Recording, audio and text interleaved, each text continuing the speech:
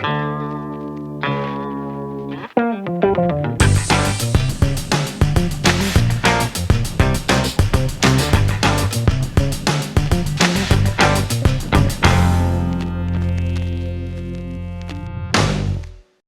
Bonjour.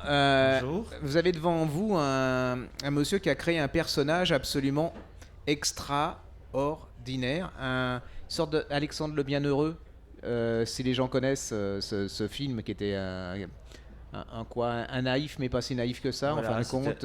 c'est un naïf qui est plein de bon sens et qui pose un peu son regard sur notre monde, sur notre société, et qui il comprend pas très bien les règles de notre société, de ce qui se passe, mais il veut en être à tout prix, et donc il fait ses meilleurs efforts pour être un peu, pour participer. C'est un gentil. En plus, il s'appelle Monsieur Parpeau. Je trouve que dans rien que le mot Monsieur Parpeau, je trouve ça sympa.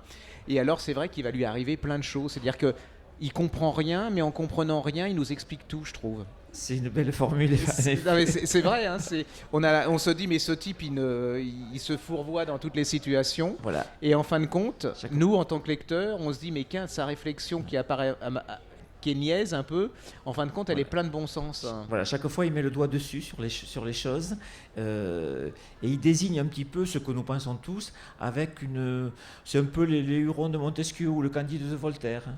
Ça vous est venu comment,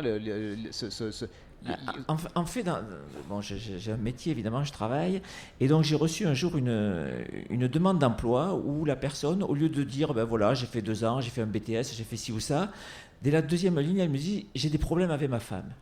Et il me fait une lettre de 3 pages où il me raconte les problèmes qu'il a avec sa femme, et je me suis dit, mais qu'est-ce qu'un DRH, un directeur des ressources humaines, pourrait répondre à un truc comme ça, quoi. Et ça a commencé comme ça. Ça a commencé comme ça, donc après, ce monsieur avait un certain style, donc j'ai amplifié le style, puisque ce monsieur, enfin, ce parpo existe par sa façon de parler, donc il est un peu lourd, il fait des répétitions, il se trompe sur les pronoms possessifs, etc., quoi. Oui, mais alors c'est rempli d'humour. Vous lisez ça, moi je sais que j'ai pas le moral, je lis Monsieur Parpeau et je trouve que ça vaut vraiment tous les antidépresseurs possibles.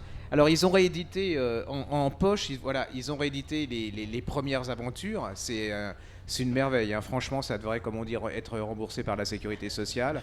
Euh, je trouve que les médias n'en parlent pas assez, que c'est un peu un scandale et que voilà, enfin bon, c'est comme le reste.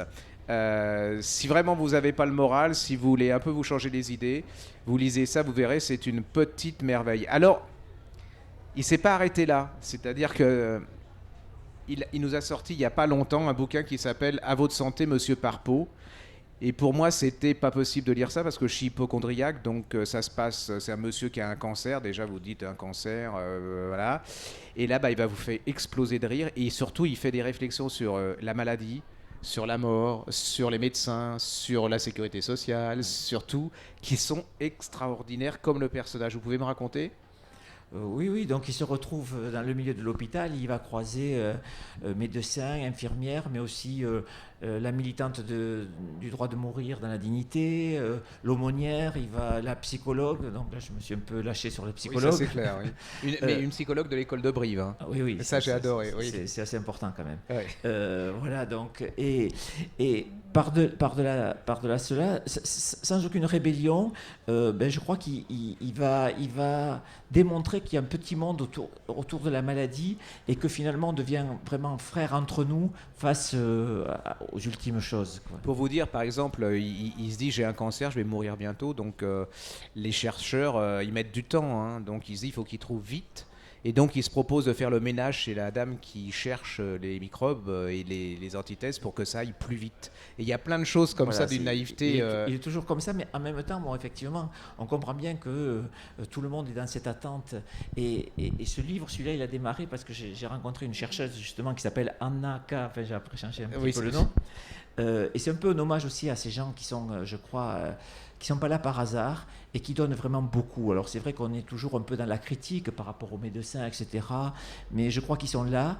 Et cette chercheuse, bon, est une jeune femme remarquable. Et donc c'est aussi un hommage à ce milieu-là, quoi. Alors moi je peux vous conseiller, il signe là, allez-y, lisez-le, parlez avec lui, vous verrez, même si vous achetez pas, vous parlez avec le monsieur, Ça fait du bien, quoi. Quand Si vous on, me comprenez, voilà, parce c'est que une je la fais en sorte Toulouse. de, voilà, c'est bien.